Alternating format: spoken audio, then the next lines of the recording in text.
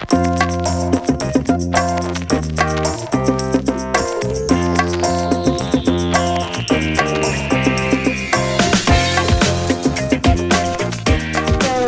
back, everyone. I hope you enjoyed lunch. So for most of you, Evernote and its CEO, Phil Libin, need no introduction. They're a company that's achieved massive success so far in just 5 years.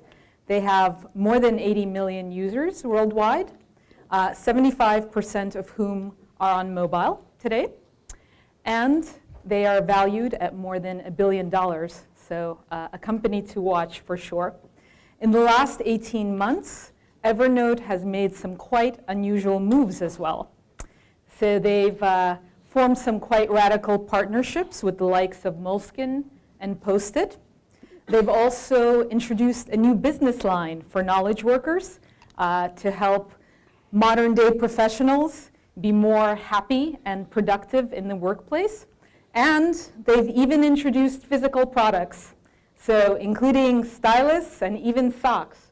I wonder if you're wearing the socks today, Phil. Of course I'm wearing the socks today. Excellent. Okay. So with that, I have the honor of having a little fireside chat here with Phil. I'm going to join you on stage. Thank you. So quite an inspired journey you've been on. Thank you. I don't know, inspired may not be the word I would use, but you know, we're off to a good start. You are off to a good start. We're kind of declared that we're trying to build a 100-year startup. We're about 5 years in. We're 5% done. You know, it's a good start. It's a fantastic start. Here at MEF Global Forum, we are focusing on innovations and partnerships today. Mm-hmm. So we'd love to have you dig deep and share some secrets with us today, if that's okay by you. Sure. I mean, I guess, well, first of all, it's actually cool to be on stage with you. Because, it's cool on stage to be with you as well. Rimma and I have known each other for forever. Maybe 15 years? 15 years, maybe more. I don't know. We tried to figure out when we first met, and we couldn't quite agree on that. But it was some college days, something or other, a long time ago. But we never Where was it? I don't know. That whole, like, my whole life is divided into kind of two areas. There's like all the time before Evernote is like fuzzy and indistinct. And then it all blends into one. It all blends in together. But that doesn't stand out. Yeah, and then in the past, thank you. And then, yeah, everything like in the past 5 or 6 years, you know, I remember pretty well. But so, yeah, so I met you like sometime in the before Evernote, like when everything was running together decades ago. But we've never actually done anything professionally together, so. So it's quite exciting. It is very exciting. Well, I'm delighted that we have this opportunity. And speaking of first visualizations, so when you started Evernote, mm-hmm. And that was 5+ years ago, you had, I remember we talked about it, you had this idea that you're creating an app that helps you to remember everything. Uh-huh. And now you've gone really well beyond that to helping professionals get organized, to happy lives for modern day professionals. So was this a kind of vision right from the start, or a series of steps that kind of came along the way? How did this all happen, Phil? Well, so I didn't actually start Evernote. Evernote has a pretty interesting kind of early history. There was actually 2 teams that came together in 2007. So there was a group of people that were led by this guy named Stepan Pachikov. There was this famous kind of Russian-American entrepreneur, inventor, mad scientist kind of guy. And he had a team of people that went all the way back to the Apple Newton days. Some people here probably remember the Newton. They did a lot of the really cool handwriting recognition and all of that, you know, way ahead of their time stuff for the Newton. And they've been working on this idea of memory augmentation, of giving everyone a perfect photographic memory for years. And then I had a group of people in Boston. We had just exited from our second startup, and we wanted to do something a little bit more meaningful. And so we thought, okay, let's make something that makes everyone smarter. Let's build a second brain. And we combined the 2 teams in 2007 to create kind of the modern Evernote and launched it in 2008. But yeah, but the vision was, I mean, I don't know if I would even call it a vision.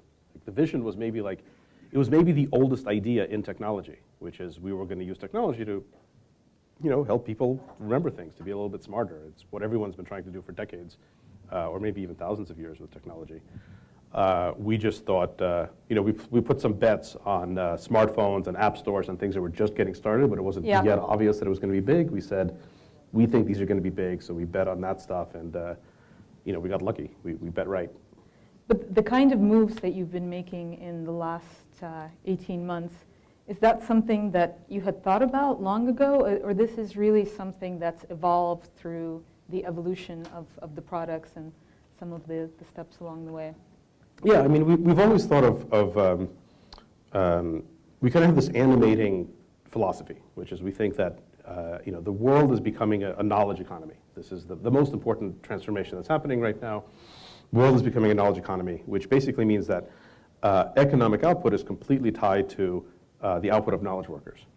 And that means that the output of knowledge workers is completely tied to their state of mind at any given time.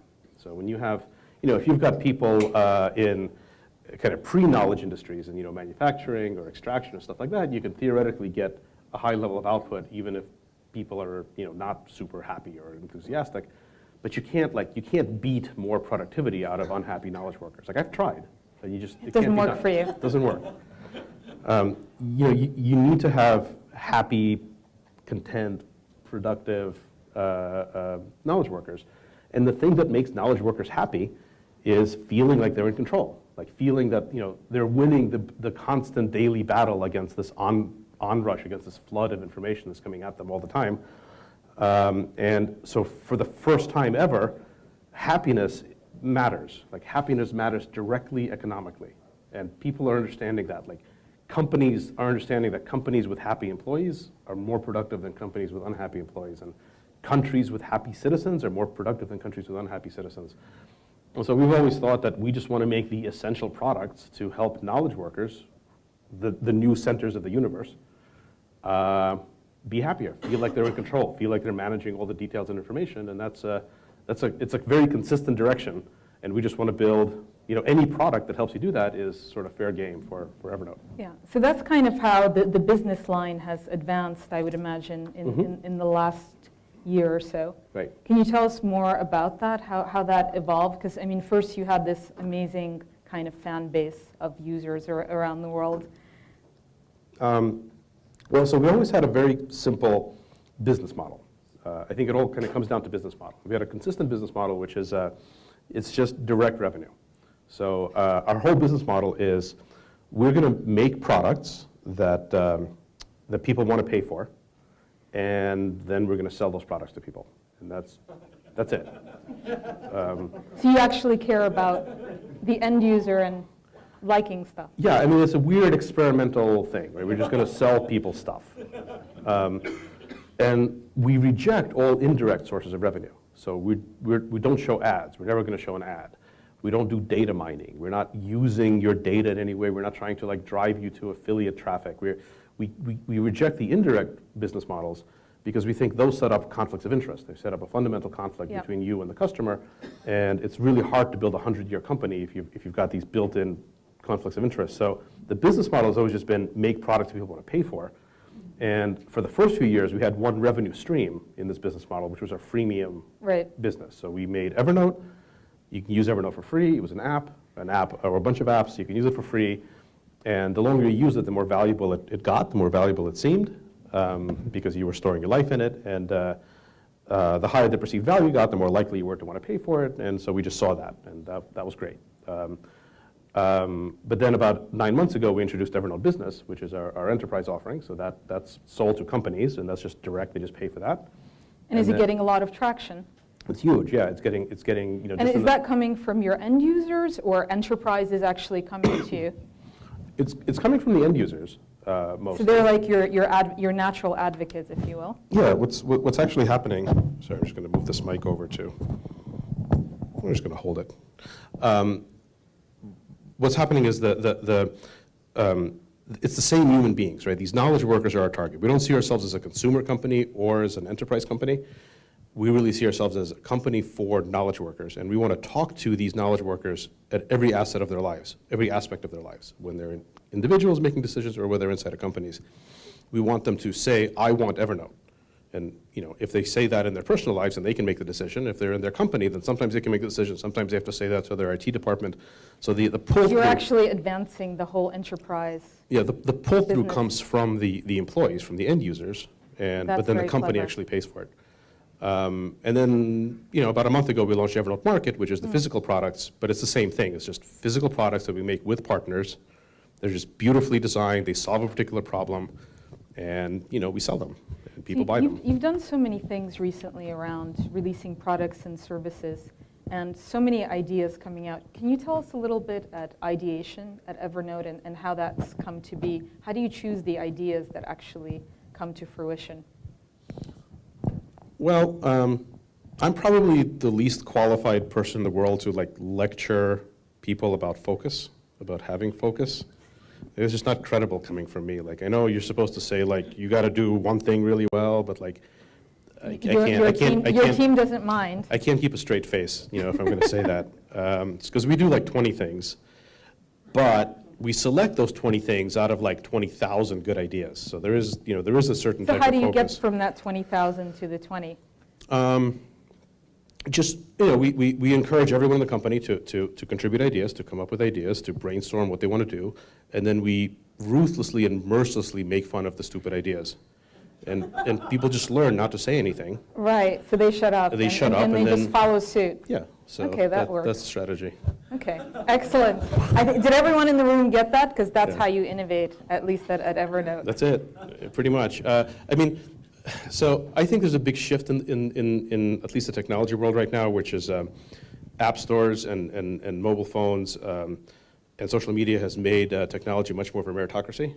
So the only thing that matters is having a good set of products. Nothing else is really important. So when you start though, so most companies that we've come across, or many at least, they're thinking about the quarterly earnings and the revenue projections. And when you sit down to plan what's coming ahead in the business, you start from the kind of what's going to please the end user perspective. Isn't that quite unusual?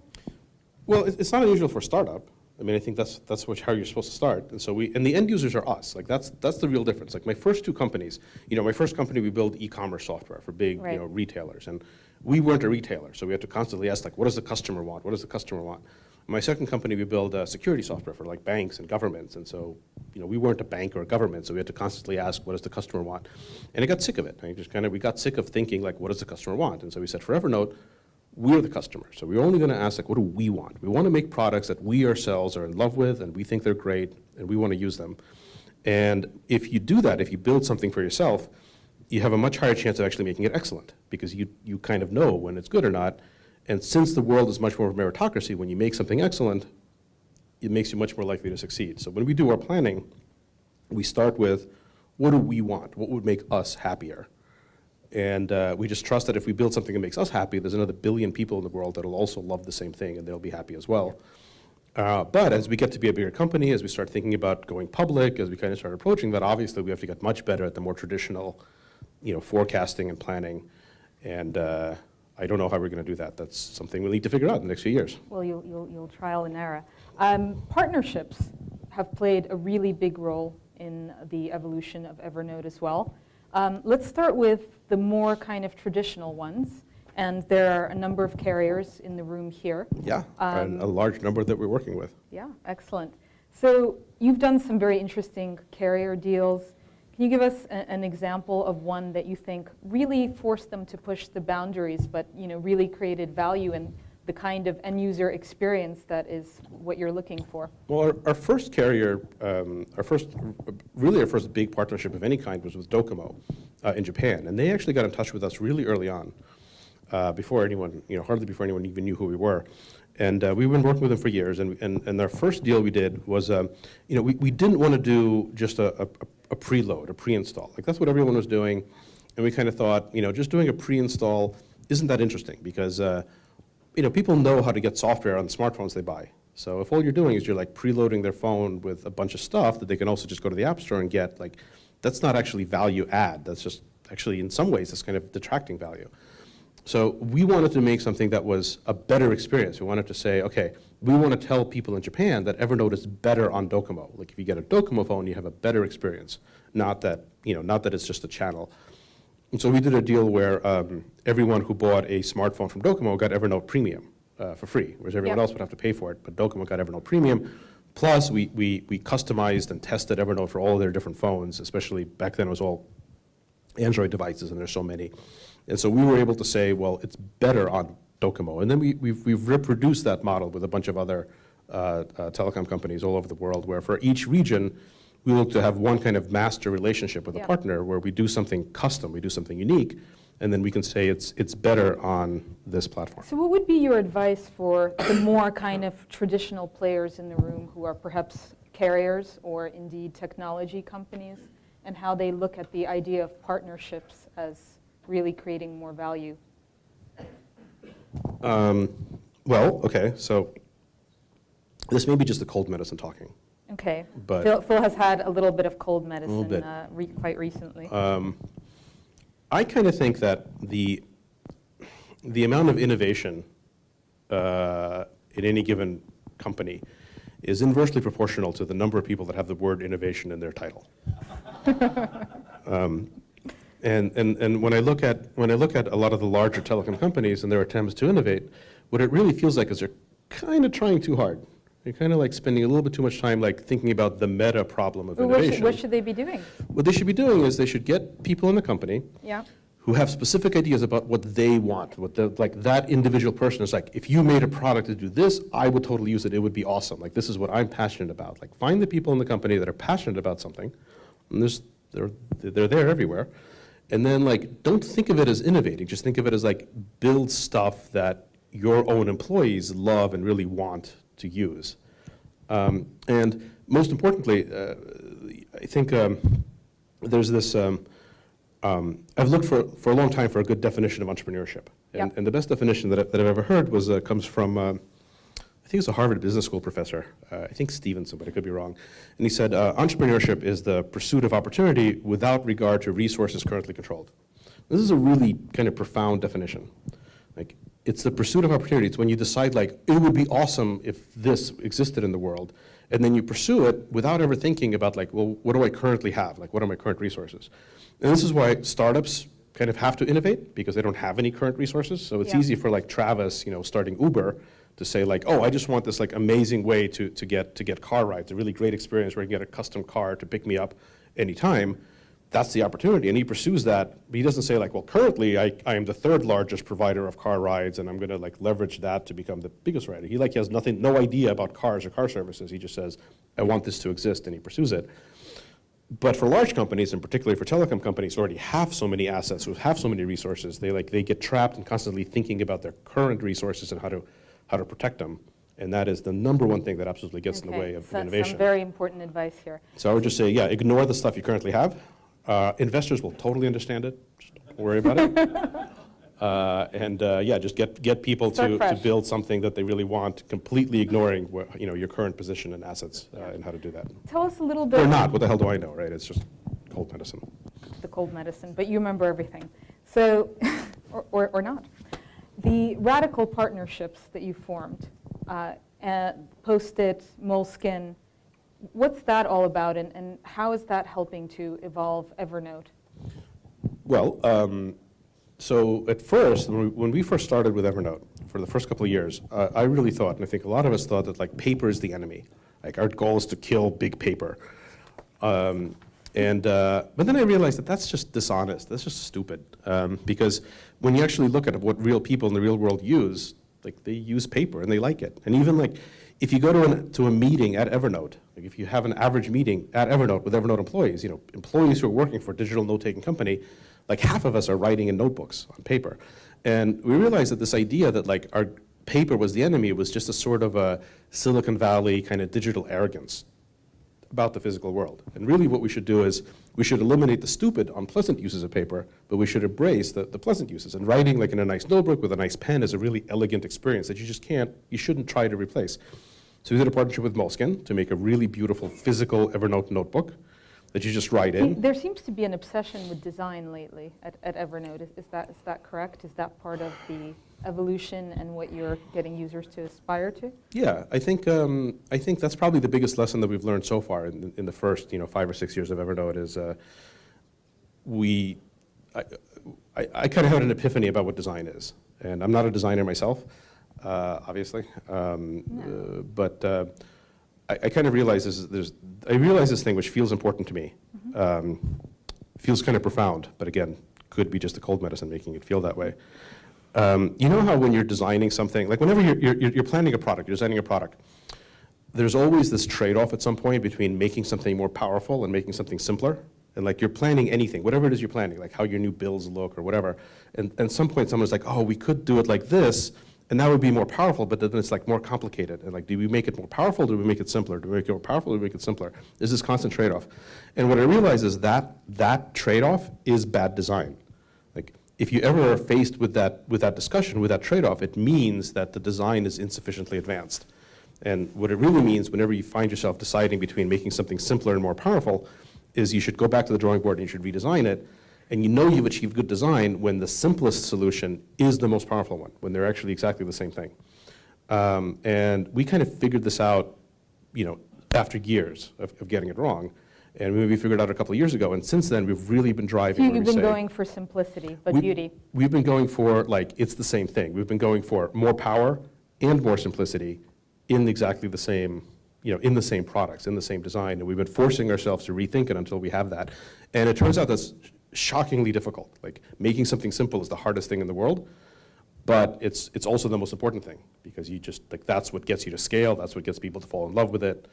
And we still don't know how to do it particularly well, but we at least know enough when we haven't achieved it. Like, we know when our stuff is ugly, and we're pained by it, and we try to improve it.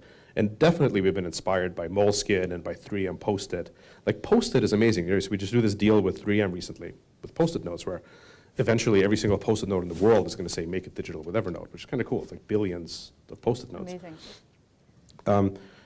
The adhesive on a Post-it note, like just like peeling a note up, like you should do that. Spend a month or two just sitting there obsessively, like peeling Post-it notes one at a time.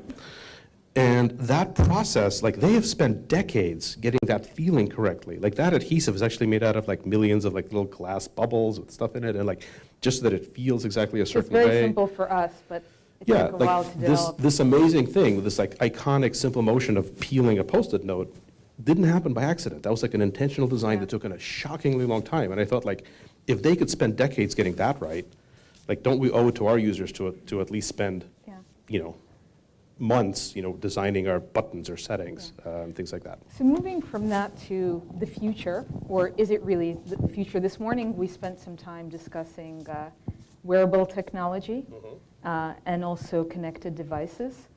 What's your sense of the impact that will have on the mobile world, and how soon will it come to fruition? It's going to be crazy big, and it's going to happen pretty quickly, I think. You guys think that mobile devices were disruptive? If like the change from like PC-centric to mobile-centric was a big change, like that is nothing compared to what's going to happen in the next few years as we go to wearable. This is going to be, we are on the verge of a cataclysmic, apocalyptic level of change in the industry. And I say that in the best, like in the happiest possible way. Like that's great. It's super exciting to be in an industry that's going to. How are you guys preparing for that at Evernote? Oh, we're just freaking out about it. We're just like buying every kind of device and like wearing them all at the same time and like trying to figure out. You didn't bring them use today cases though. I've got pretty much one of everything or two of everything, and the big difference I'll tell you is, people think that like making the transition from a PC to a mobile phone. They thought that the hard part was that the screen size was smaller, and that's actually not. Like, that's the easiest part. The hard part was that the session lengths were totally different. So a software on a PC is typically designed with an average session length of like an hour. Because like how long do you spend every time you sit down in front of Microsoft Word? How long do you spend at it? I don't know, probably an hour or so. On a phone, the average session length is much shorter, right? It's only a couple of minutes. On the wearable devices, the session length is seconds. And so you have to answer the question, like, if you're making productivity software like we are, what is a productive experience that we can give someone in 1.5 seconds? or 1.5 seconds at a time spread out throughout the day. It is a crazy way to think about it, but we're doing it, and nobody has the answer.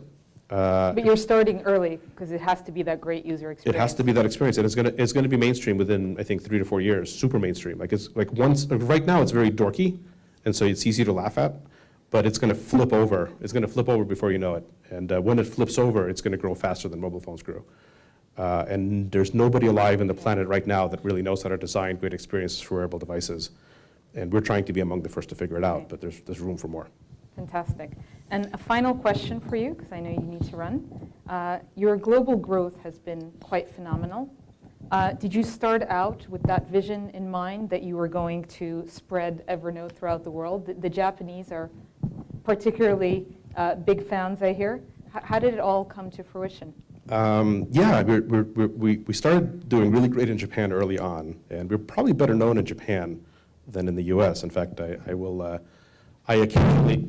Phil is like a rock star in Japan, in case you haven't heard. I occasionally get stopped in the street in Japan, although it's always by 50-year-old office guys. Oh, okay, that's exciting. You got to start somewhere. I'll take it. You got to start somewhere. That doesn't happen anywhere else. But actually, China is huge. China just actually surpassed Japan and it's now our second biggest country. The real growth is happening in South America, in Brazil, in Colombia, and Argentina. That's growing super fast. And yeah, I mean, I wouldn't say, I think it's too generous to say that this was our strategy. It's just maybe we were too lazy to do anything else. We just kind of assumed the world is the world. There's a lot more people not in California than in California. People just discovered it and referred their friends onto it, or how did it actually grow? Yeah, people discovered it and referred their friends, and then we just got really passionate about, we saw a tiny little blip in Japan, and we were that was the excuse we needed to buy plane tickets and head to Japan and drink a lot. Good excuse for sushi and yeah, have a lot of food and talk to the bloggers, and then it feeds itself, because Japan is kind of a country of nerds, right? Again, in the best possible way. Everyone in Japan is a nerd about something. Everyone in Japan is super passionate about something, cares a lot more than they ought to about some random thing. And that's really what Evernote is just great at, is for that kind of population. But actually, it turns out that everyone in the world is like that. We're all geeks about something. And it just grew organically. But then we said, then we reached out to the local developer community, and then magnified the growth, and then we had the local partners. What are your next big global markets? There's really no limit. I mean, it's everywhere. The biggest growth right now is in South America and South Asia. We're very interested in Africa. Our growth has really been tracking the growth of smartphones and tablets, and everywhere where that's happening quickly. Evernote is growing quickly, so I think it's happening everywhere. But most importantly, we don't look at countries as markets. We don't have an operation in China to sell stuff to Chinese people. You don't need to do that. You can sell to everyone without any restriction. How do you look at it? We look at it as where the innovation is happening. So we have people in China, and in Japan, and in Zurich, and in Sao Paulo, and everywhere else, because we want to get the best engineers and designers and partners from those countries to help make Evernote globally great, great for everyone. So the work we do in China benefits Evernote worldwide and everything else.